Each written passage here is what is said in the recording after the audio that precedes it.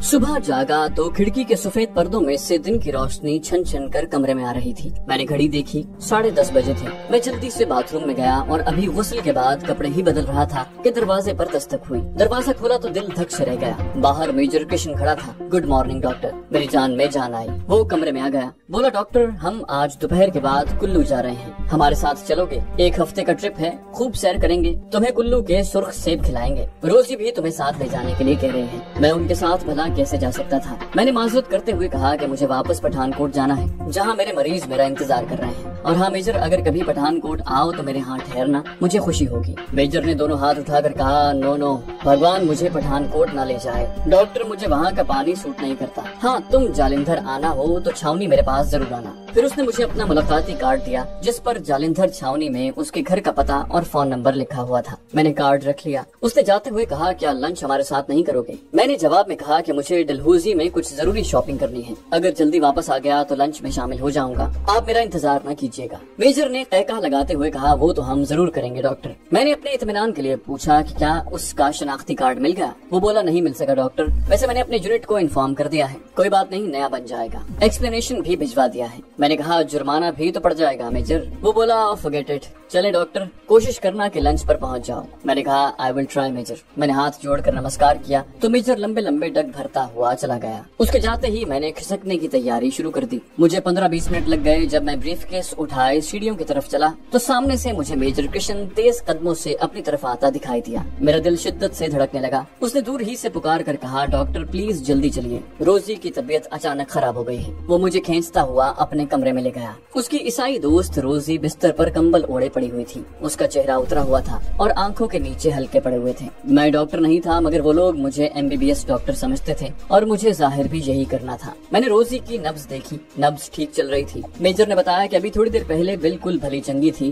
بس 10 منٹ ہوئے کہ قے آنا شروع ہو گئی ہے۔ میں نے روزی سے پوچھا کہ وہ کیا محسوس کر رہے ہیں۔ اس نے نقاہت سے کہا کہ جی متلا رہا ہے۔ میں نے کہا سوری میرے پاس دوائیں نہیں ہیں، یہاں ڈلہوزی میں میرا ایک ڈاکٹر واقف ہے، میں اس کو بھجوائے دیتا ہوں۔ میجر نے کہا ڈاکٹر کوئی نسخہ لکھ دو، میں ابھی بازار سے لے آتا ہوں۔ میں کیا دوائی لکھتا، کیا نسخہ لکھتا، مجھے تو کچھ بھی معلوم نہیں تھا۔ میں نے جلدی سے کہا میجر میں بازار کی دوائی دینا پسند نہیں کروں گا، جس ڈاکٹر کو میں بھجواؤں گا وہ خود ہی ٹریٹمنٹ کر دے گا۔ میجر نے مجھے ایک طرف لے جا کر پوچھا معاملہ سیریس تو نہیں ہے ڈاکٹر؟ میرا مطلب ہے اگر کوئی ایسی ویسی بات ہو تو میں اسے واپس بھجوا دیتا ہوں۔ میں نے کہا گھبرانے کی بات نہیں ہے، معدہ خراب ہو گیا ہے، اوکے میں جا کر ڈاکٹر کو فوراً بھجواتا ہوں۔ یہ کہہ کر میں نیچے ہوٹل کی لابی میں آ گیا۔ میں نے چابی کاؤنٹر پر دی اور اپنا حساب بھی صاف نہیں کیا، اس میں خطرہ تھا۔ میں میجر کو یہ نہیں بتانا چاہتا تھا کہ ہوٹل چھوڑ کر جا رہا ہوں۔ ہوٹل سے باہر آ کر میں نے ایک ٹیکسی پکڑی اور بس اسٹینڈ پر آ گیا۔ سیزن میں یہاں کافی رش ہوتا ہے مگر سردیوں کے موسم کی وجہ سے بس اسٹینڈ تقریباً ویران پڑا تھا۔ ایک لمبی بس کونے میں چھپر کے نیچے کھڑی تھی جس میں سے کچھ سواریاں منہ سر لپیٹے باہر جھانک رہی تھی۔ معلوم ہوا کہ یہی بس آدھے گھنٹے بعد پٹھان کوٹ جائے گی۔ میں نے یہ نصف گھنٹہ چائے کی ایک دکان میں گزار دیا۔ بس نے چلتے چلتے مزید 15 منٹ لے لیے، آخر بس روانہ ہو گئی۔ جتنی دیر بس ڈلہوزی کی سڑکوں سے گزرتی رہی میں پریشان ہی رہا۔ 10 منٹ بعد بس ایک گہری وادی میں پہاڑ کی ڈھلان پر پٹھان کوٹ کی طرف دوڑ رہی تھی۔ پٹھان کوٹ پہنچ کر میں سیدھا ریلوے اسٹیشن گیا۔ پروگرام کے مطابق میں نے امبالہ چھاونی کے لیے فرسٹ کلاس کا ایک ٹکٹ خرید لیا۔ دوپہر 3 بجے پٹھان کوٹ سے گاڑی امرتسر کی طرف روانہ ہو گئی۔ امرتسر پہنچا تو سورج ڈھل رہا تھا۔ یہاں سے رات 9 بجے مجھے فرنٹیئر میل پکڑنا تھی۔ میں فرسٹ کلاس کے ویٹنگ روم میں آ کر بیٹھ گیا اور وہیں میں نے کھانا بھی منگوا لیا۔ 8:30 بجے رات فرنٹیئر میل کے ڈبے پلیٹ فارم پر آ کر لگ گئے تو میں ڈبے میں جا کر بیٹھ گیا۔ 3-4 سواریاں پہلے ہی سے بیٹھی ہوئی تھی، ان میں 2 سکھ مسافر بھی تھے جو شکل اور لباس سے کاروباری آدمی لگتے تھے۔ گاڑی چلی تو ایک سکھ نے مجھ سے باتیں شروع کر دی۔ سیکنڈ کلاس میں بھی بڑا رش ہوتا ہے مہاراج، میں تو ہمیشہ فرسٹ کلاس میں سفر کرتا ہوں، آپ کہاں جا رہے ہیں؟ میں نے اسے بتایا کہ میں امبالہ جا رہا ہوں۔ اس نے پوچھا وہاں کیا کام کرتے ہیں؟ آپ تو پنجابی لگتے ہیں۔ میں نے کہا ہاں میں جالندھر کا رہنے والا ہوں، کاروبار کے سلسلے میں امرتسر آیا تھا، اب امبالہ جا رہا ہوں، میں پلاسٹک گڈز کا کاروبار کرتا ہوں۔ یہ کہہ کر میں نے سیٹ سے ٹیک لگا کر آنکھیں بند کر لی جیسے مجھے نیند آ رہی ہو۔ فرنٹیئر میل امرتسر سے نکل کر جالندھر کی طرف پوری رفتار سے اڑی جا رہی تھی۔ گاڑی امبالہ پہنچی تو رات کافی گہری ہو چکی تھی۔ اس بات کا مجھے خیال ہی نہیں رہا تھا کہ مجھے امبالہ کے ریلوے اسٹیشن پر آدھی رات کو نہیں پہنچنا چاہیے تھا۔ امبالہ چھاونی بھارت میں زبردست فوجی اہمیت کی حامل تھی اور ظاہر ہے کہ ریلوے اسٹیشن پر ملٹری انٹیلیجنس، پولیس اور CID کے دوسرے آدمی ضرور موجود ہوں گے۔ پہلے میں نے سوچا کہ ٹرین میں ہی बैठा रहूं और आगे दिल्ली की तरफ निकल जाऊं और दूसरे दिन अंबाला लौट आऊं। फिर ये सोचकर ट्रेन से उतर आया कि मेरे पास ज्यादा वक्त नहीं है। मेजर कृष्ण किसी भी वक्त अपना इरादा बदलकर अपने यूनिट के ऑर्डर पर पठानकोट छावनी पहुंच सकता है। अंबाला शहर के रेलवे स्टेशन का प्लेटफॉर्म काफी कुशादा और बारौनक था। मुसाफिर ट्रेन से उतर रहे थे और चढ़ भी रहे थे।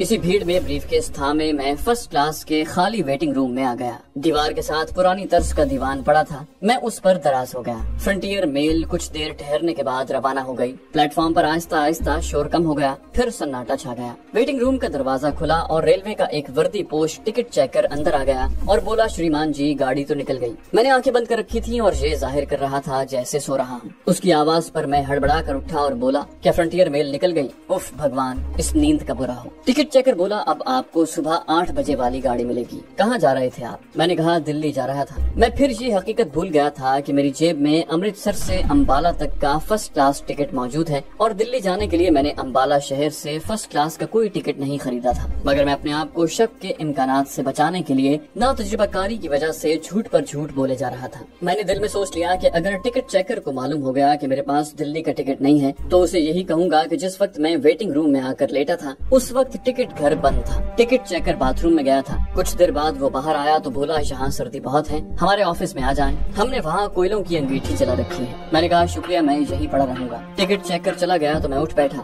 दिल ने कहा, यहाँ से निकल चलो, बाकी रात स्टेशन के आसपास किसी होटल में बसर करो। अभी अभी गाड़ी गई है, लोग यही समझेंगे कि तुम मुसाफिर हो और वक्त गुजारने आए हो। चुनाचे में वेटिंग रूम से बाहर प्लेटफॉर्म पर आ गया। अब एक मुसीबत सामने थी कि अगर वही टिकट चेकर गेट पर खड़ा होगा तो मेरा पठानकोट से अंबाले तक का टिकट जरूर देखेगा। मगर खुशकिस्मती से प्लेटफॉर्म के गेट पर कोई टिकट चेकर मौजूद नहीं था। मैं गेट से बाहर निकल गया। स्टेशन के सामने कई एक इमारतें थी जहाँ आधी रात के बाद भी रोशनियां हो रही थी। इनमें होटल भी थे और एक होटल के बाहर उषा होटल का नियॉन साइन लगा हुआ था। होटल के काउंटर पर एक हिंदू तिलक लगाए कंबल लपेटे कुर्सी पर उकड़ू बैठा हुआ था। शायद वो ट्रेन के बचे कुछ मुसाफिरों के इंतजार में था। मैंने इत्मीनान कर लिया कि उसके पास कोई आदमी नहीं है। मैंने उसे अपना नाम केदारनाथ सहगल बताया और एड्रेस अमृतसर का लिखवाया और कहा कि मैं अमृतसर में खद्दर का एजेंट हूँ और कारोबार के सिलसिले में अंबाला आया हूँ। जिस आदमी को मुझे स्टेशन पर लेने आना था वो नहीं आया। अब रात गुजार कर सुबह उसके घर जाऊंगा। इतनी रात गए उसे बेआराम नहीं करना चाहता। ये वजाहत मैंने अपनी तरफ से जरूरी समझी, मगर होटल वाले महाशय के चेहरे से जाहिर हुआ कि उसे इन बातों में कोई दिलचस्पी नहीं है। वो तो बस मुझसे कमरे का पेशगी किराया लेकर ही मुतमईन हो चुका था। मुझे एक छोटे से कमरे में पहुंचा दिया गया जहां पलंग पर एक मैला सा लिहाफ पड़ा हुआ था। मैंने दरवाजा अंदर से बंद किया और उन्हीं कपड़ों में लेट गया।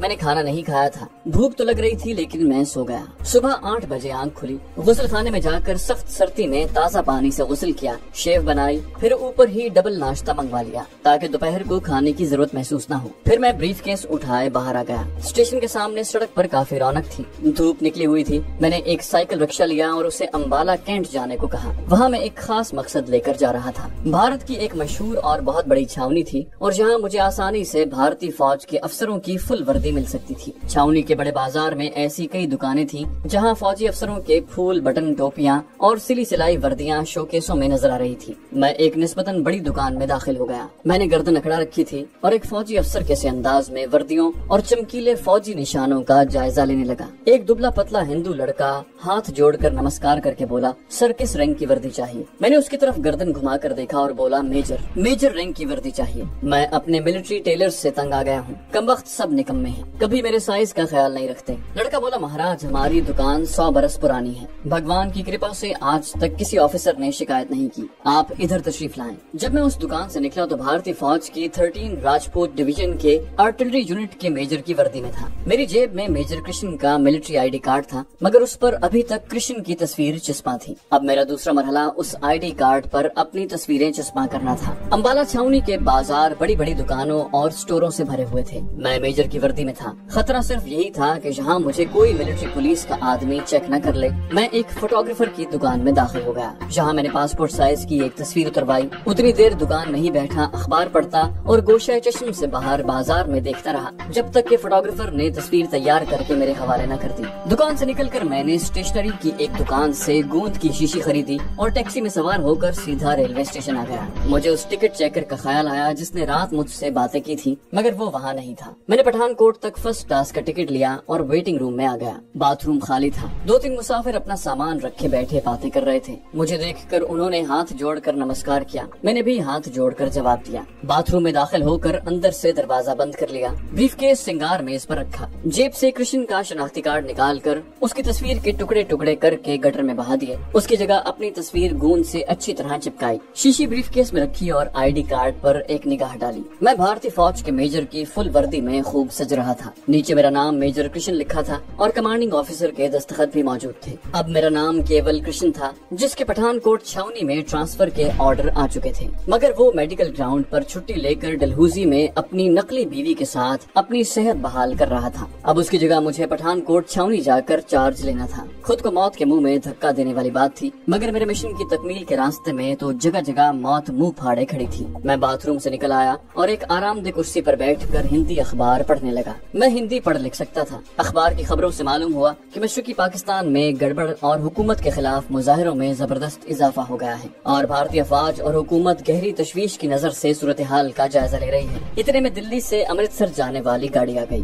दूसरे मुसाफिरों के साथ मैं भी वेटिंग रूम से निकलकर फर्स्ट क्लास के डिब्बे में दाखिल हो गया। डिब्बे में एक हिंदू फैमिली बैठी हुई थी। मोटी औरत और उसका काला भुजंगा उधेड़ उम्र का शौहर और एक बच्ची थी। मुझे देखकर लाला जी ने हाथ जोड़कर नमस्कार किया। मैंने जवाब दिया और कोने वाली सीट पर बैठकर खिड़की से बाहर झांकने लगा। प्लेटफॉर्म पर रिसाले, अखबार, किताबें बेचने वाला आ गया। मैंने उससे अंग्रेजी का एक रिसाला खरीदा और उसे खोलकर पढ़ने लगा, मगर मैं प्लेटफॉर्म का भी जायजा ले रहा था। बंद गेट के पास मिलिट्री पुलिस के 2 आदमी चाको चौबंद खड़े थे और हर आने जाने वाले को घूर रहे थे। खुदा खुदा करके गाड़ी चली तो मैंने सुख का सांस लिया। अमृतसर से मुझे पठानकोट के लिए गाड़ी बदलना थी। अमृतसर में एक खतरा भयानक मुंह खोले मेरा मुंतजिर था और वो खतरा स्मगलर करोंडिया का था। अगर इत्तेफाक से वो अमृतसर रेलवे स्टेशन पर मौजूद हुआ तो मुझे पहचान लेगा और अपनी गिरफ्तारी के खौफ से अगर मुझे पुलिस के हवाले न करे तब भी वो मुझे ब्लैकमेल करके अपने साथ चलने पर मजबूर कर सकता था। ट्रेन शोर मचाती छोटे छोटे स्टेशन छोड़ती अमृतसर की तरफ भागी चली जा रही थी। लाला जी मेरी बड़ी खिदमत कर रहे थे। कभी मिठाई पेश करते और कभी चाय। जंग का खौफ उन पर सवार था।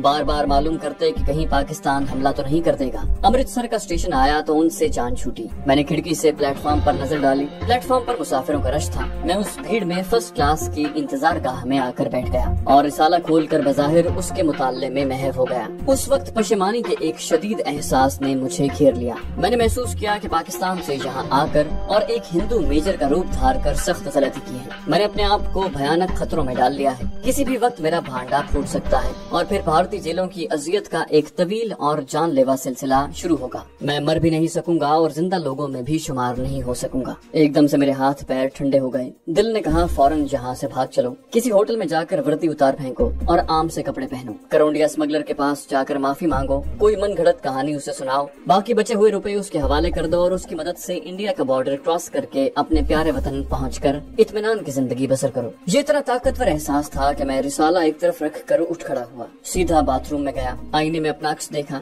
मैं भारतीय फौज का मेजर था। अचानक ख्याल की एक और मौज उठी जो पहली मौत से ज्यादा ताकतवर थी। मैंने सोचा कि अगर मुझे यहाँ से भागना ही था तो यहाँ आया क्यों? इतनी मंसूबाबंदी किस लिए की थी? इतने मसायब क्यों उठाए थे? इतने खतरे क्यों मोल लिए? मैंने अपने जमीर से जो वादे किए थे, क्या यहाँ से भागने के बाद पाकिस्तान में वो मुझे इत्मीनान से जिंदा रहने देंगे? नहीं। मैं जिस मुकद्दस मिशन को लेकर घर से निकला हूँ वो मुझे हर हाल में पूरा करना होगा। इसी में मेरे किरदार की अजमत पोशीदा है। इसी में मेरी सुर्खरुई है। मैं अपने लाखों हम वतन लोगों को एक जदीद तरीन और खतरनाक तरीन तोप की तबाही से बचाने के लिए यहाँ तक पहुँचा हूँ। मुझे महज अपनी जान के लिए लाखों हम वतनों की जिंदगियाँ दांव पर नहीं लगाना चाहिए। ये कौमी वकार और कौमी जज्बे के मुनाफी है और फिर मैं आधा रास्ता तय कर चुका हूँ। अगर यहाँ से वापस भाग गया तो अपने आप को कभी माफ नहीं कर सकूंगा। इस ख्याल ने मुझे एक बार फिर अपने पाँव पर मजबूती से खड़ा कर दिया और मैं एक नया अज़्म लेकर बाथरूम से निकलकर वेटिंग रूम में आ गया। बाहर आते ही मेरा दिल धक से रह गया। सामने भारतीय मिलिट्री पुलिस के 2 चाको चौबंद जवान खड़े मेरी तरफ देख रहे थे। उन्होंने एड़ियां जोड़कर सैल्यूट किया।